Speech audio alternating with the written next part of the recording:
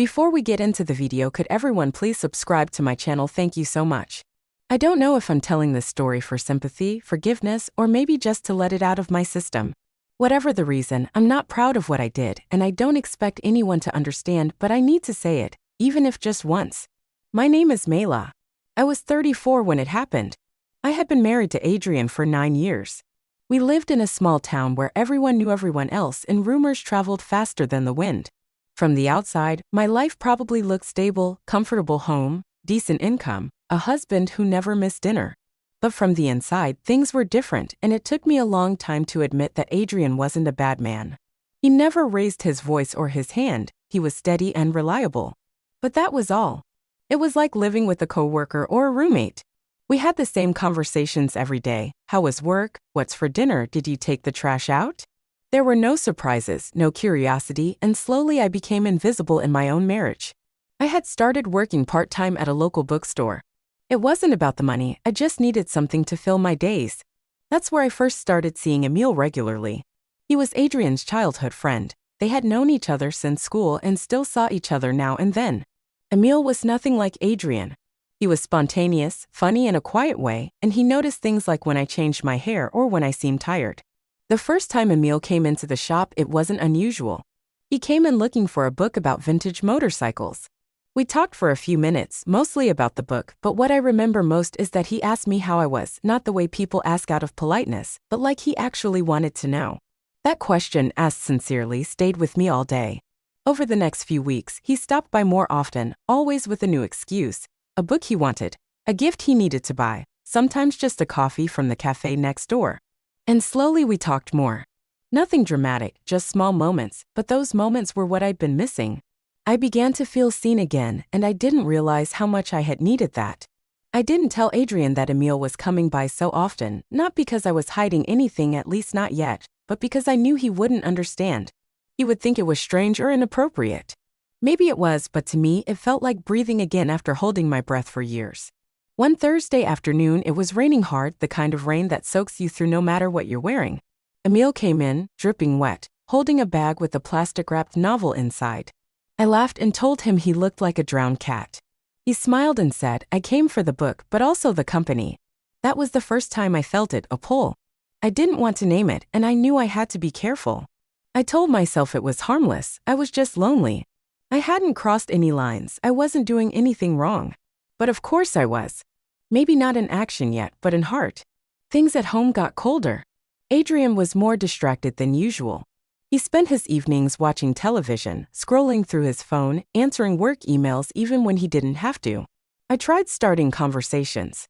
I even asked if we could take a weekend trip somewhere, just the two of us. He nodded vaguely and said we'd plan something soon, but we never did.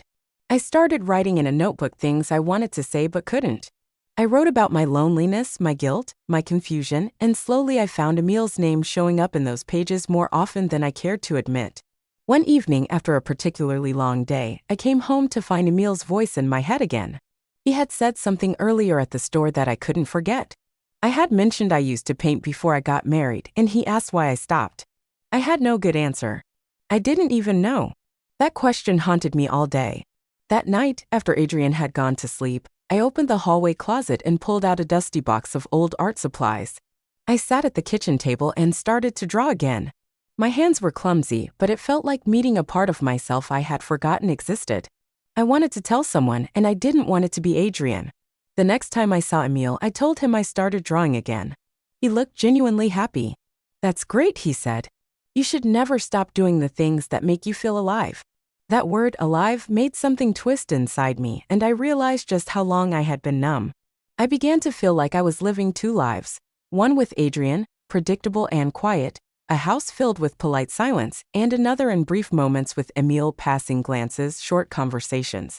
Memories of laughter that stayed with me longer than they should have.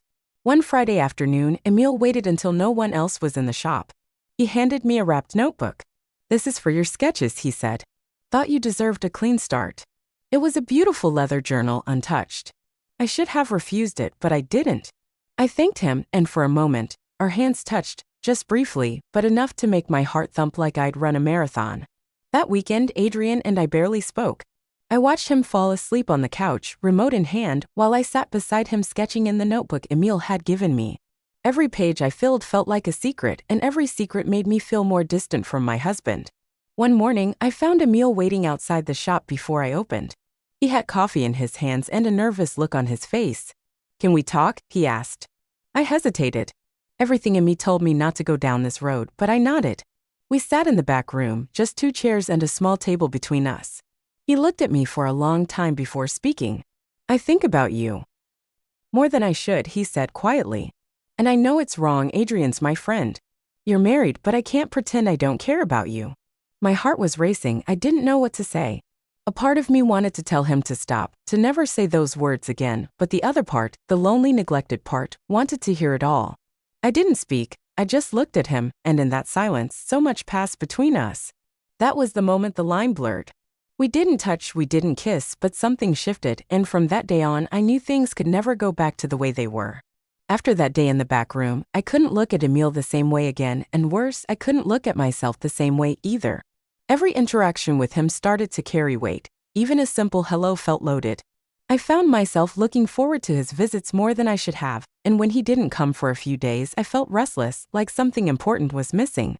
I told myself I was just being dramatic, that it was just a harmless crush, but deep down, I knew it was something more dangerous. At home, Adrian didn't notice the change in me, or if he did, he didn't say anything. I had always been the one to fill the silence, to keep things moving, but now I didn't try as hard. I cooked dinner, asked him about work, nodded through his short answers, then escaped to my notebook as soon as I could. I started drawing M's face without even realizing it. I sketched his eyes, his smile, the way his hair fell across his forehead.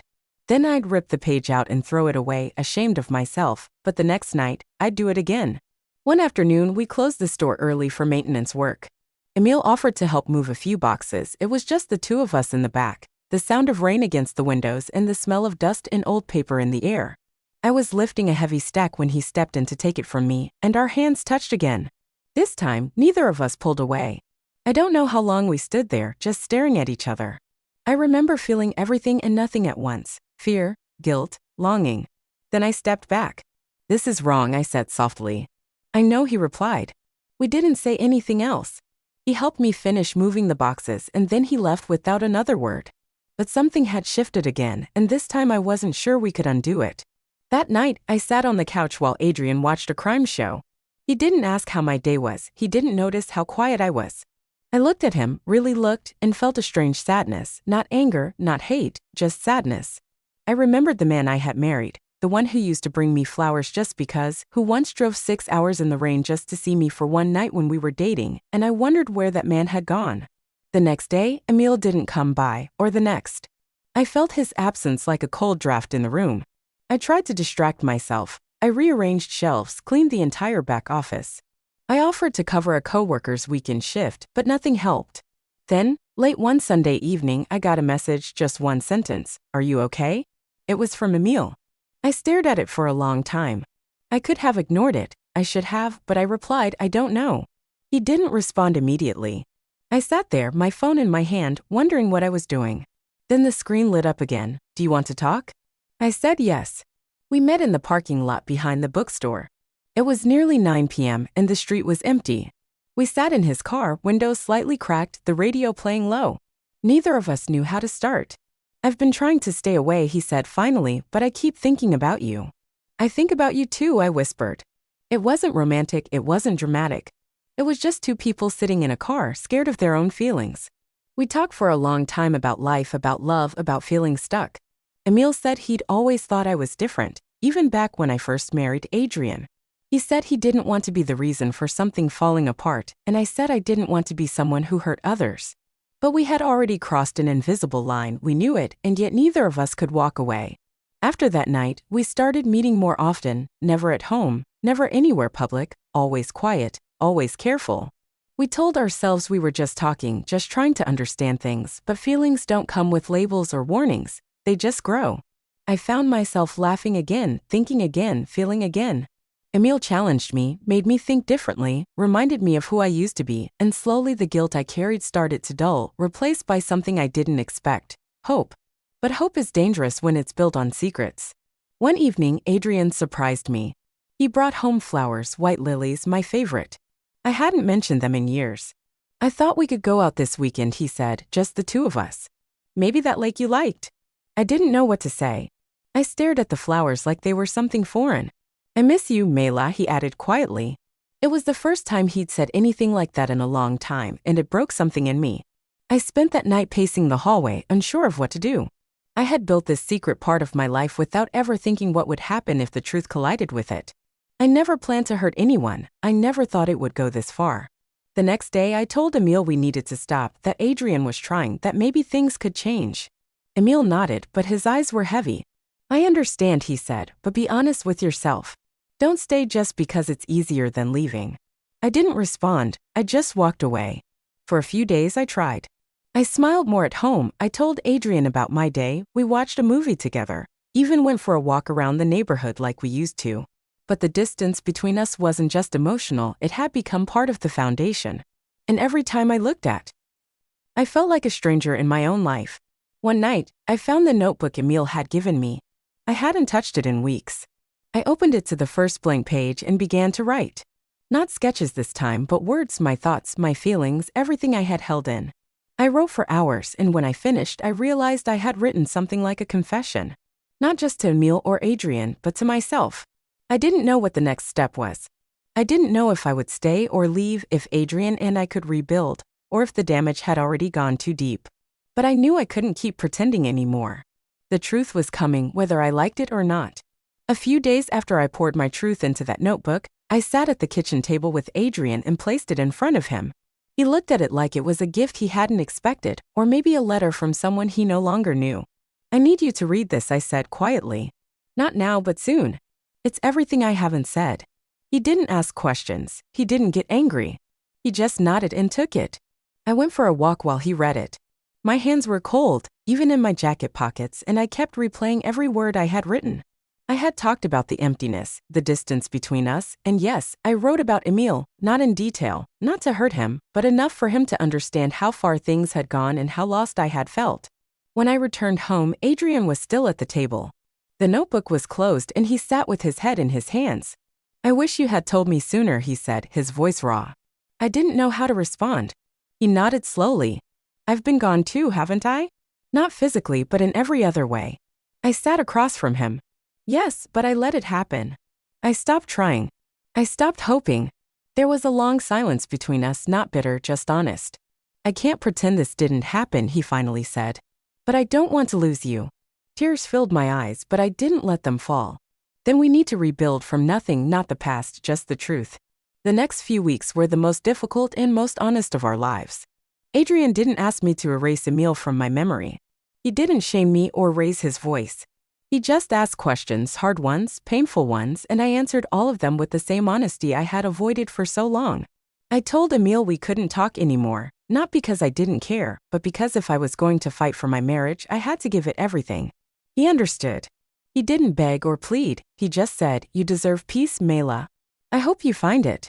I cried after that call, not because I regretted anything, but because I knew it was goodbye. He had entered my life like a spark, and while that light had warmed me when I felt cold, it wasn't mine to keep. Adrian and I started therapy together. For the first time, we sat in a room where someone helped us say what we buried for years. We learned things about each other that we should have learned a decade ago. I realized how often I had silenced my own needs. To keep peace, he realized how often he had retreated, assuming silence was the same as stability. It wasn't easy. We had nights where we slept apart, arguments that left us emotionally drained. But we also had breakthroughs. We rediscovered little joys, laughing over coffee, cooking together, sitting on the porch without filling the silence. Slowly, something real began to grow between us again. I don't believe in fairy tales anymore. Life doesn't work that way. But I believe in second chances earned, not given. I believe in choosing someone every day, not just on the day you say your vows. I believe love doesn't always look the way you expect. Sometimes it's quiet, sometimes it's messy, and sometimes it asks you to face your worst moments to find your best ones. One evening, Adrian and I sat on the couch after dinner. The sun had just set, and the sky outside our window was a soft blend of gold and blue. He reached for my hand. "Do you ever think about him?" he asked gently. I didn't lie. "Sometimes," I replied. He nodded. "Do you still love him?" I paused. I think I loved who I was when I was with him, but it wasn't meant to last. You and I, we have a lifetime of history, we just forgot how to live in it. He didn't let go of my hand. I'm glad you told me, even if it broke something, because now we know what we're rebuilding. I smiled, not a wide dramatic smile, just a real one, the kind that comes after a long storm. Now, months later, I still carry everything that happened with me, not as a shameful secret, but as a reminder of what can happen when we stop speaking, stop seeing each other, stop being honest. Emil was never a villain, and I wasn't just a woman who strayed. We were two people trying to feel something real. But the story didn't end with betrayal, it didn't end with broken glass or slammed doors. It ended with truth, and from that truth, a new beginning.